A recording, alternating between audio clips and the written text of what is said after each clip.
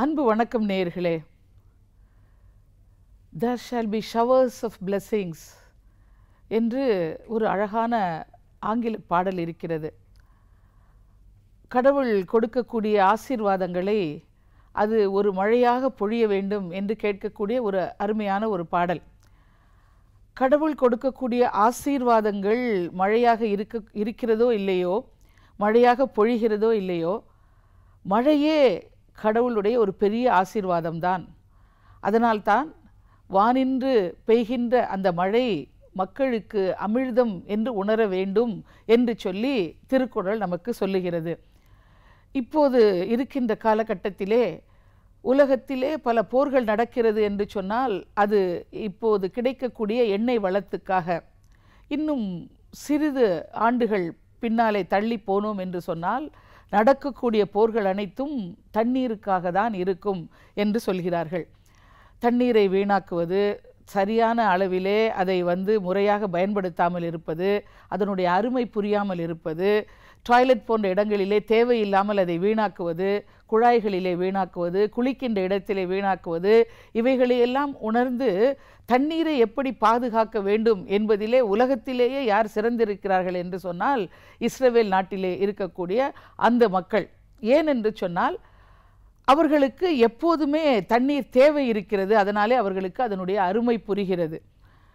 இன்றைக்கு உலகத்துக்கு ஒரு மிகப்பெரிய கொடையாக அவர்கள் கொடுத்திருக்கக்கூடிய விஷயம் என்னவென்று சொன்னால், அங்கேயும் அவர்கள் விவசாயம் செய்ய வேண்டும் என்று நினைக்கிறார்கள். ஆனால் குடிப்பதற்கோ குளிப்பதற்கோ மற்றும் மிகவும் சாதாரணமாக நாம் பயன்படுத்துகின்ற அளவிலே அவர்களுக்கு தண்ணீர் அங்கே தேவை மிக மிக மிக அதிகமாக இருக்கிறது. அதிலே விவசாயம் செய்ய வேண்டும் என்று சொன்னால் அது நிச்சயமாக ஒரு பெரிய ஒரு விஷயமாக தான் அங்கே கருதப்பட வேண்டும். ஆனாலும் அவர்கள் தங்களுடைய மூளையை பயன்படுத்தி எப்படி கொட்டு கொட்டென்று நாம் இருக்கின்ற தண்ணீரை எல்லாம் அங்கே பாய்ச்சி விவசாயம் செய்தாலும் அதே அளவிலே தான் இருக்கும். சொட்டு சொட்டாக வேர்கள் காய்ந்து விடாமல் அதன் மேலே நீரை தெளித்தாலும் ஒரே அளவிலே தான் அந்த விவசாயம் இருக்கும் என்பதை அவர்கள் கண்டுபிடித்து நீரினுடைய தேவையை அருமையை அவர்கள் அறிந்திருந்ததாலே அவர்கள் கண்டுபிடித்து உலகத்துக்கு கொடுத்தது தான் ட்ரிப் வாட்டர் இரிகேஷன் என்று சொல்லக்கூடிய சொட்டு நீர் பாசனம்.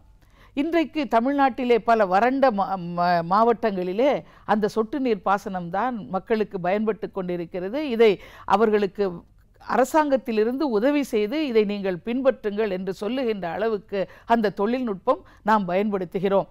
அது மட்டுமல்ல, அதற்கும் மேலே தற்போது ஒரு வழிமுறையை அவர்கள் கண்டறிந்திருக்கிறார்கள். அது என்னவென்று சொன்னால், நாம் சோலார் எனர்ஜியை, சூரிய வெப்பத்தை, சூரியனுடைய சக்தியை பயன்படுத்தி இப்போது அதை எரிபொருளாக மாற்றி எப்படி பயன்படுத்துவது என்பதை எல்லா இடத்திலும் அது நீட் ஆஃப் த அவர் என்று சொல்வார்களே, இப்போது நமக்கு அது மிகவும் தேவையான ஒரு விஷயமாக கருதப்பட்டு பல இடங்களிலே அந்த சோலார் பேனல்கள் அமைக்கப்பட்டு குஜராத் போல மாநிலங்கள் இதிலே மிகவும் முன்னோடியாக விளங்கி கொண்டிருக்கிறது.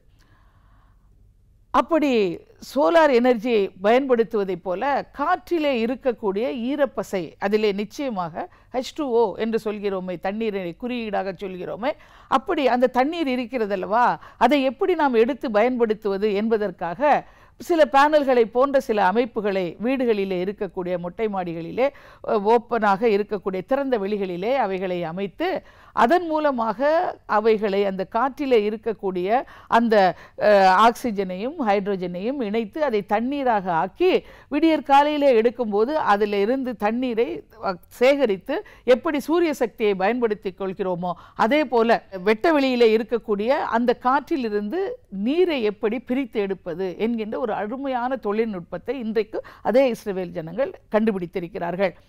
இதை கண்டுபிடித்ததன் மூலமாக அந்த நாட்டுக்கு மட்டுமல்ல, இப்போது ஒட்டுமொத்த உலகத்துக்கும் அது தேவையாக இருக்கிறது. இன்றைக்கு வேண்டுமானால் அது ஒரு லேபரட்டரியிலே, ஒரு சோதனை சாலையிலே செய்து பார்க்கின்ற ஒரு முயற்சியாக இருக்கலாம்.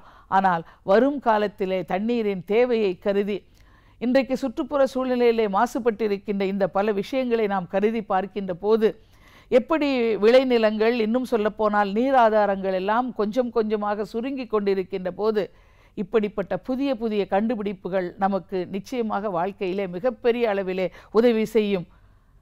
இதுபோல நாமும் நம்முடைய வாழ்ந்து கொண்டிருக்கின்ற சமுதாயத்துக்காக ஏதாவது செய்வோமா என்று எண்ணி பார்த்தோம் என்று சொன்னால் நிச்சயமாக நம்மாலும் இதுபோல பல விஷயங்களை உலகுக்கு வழங்கிட முடியும்.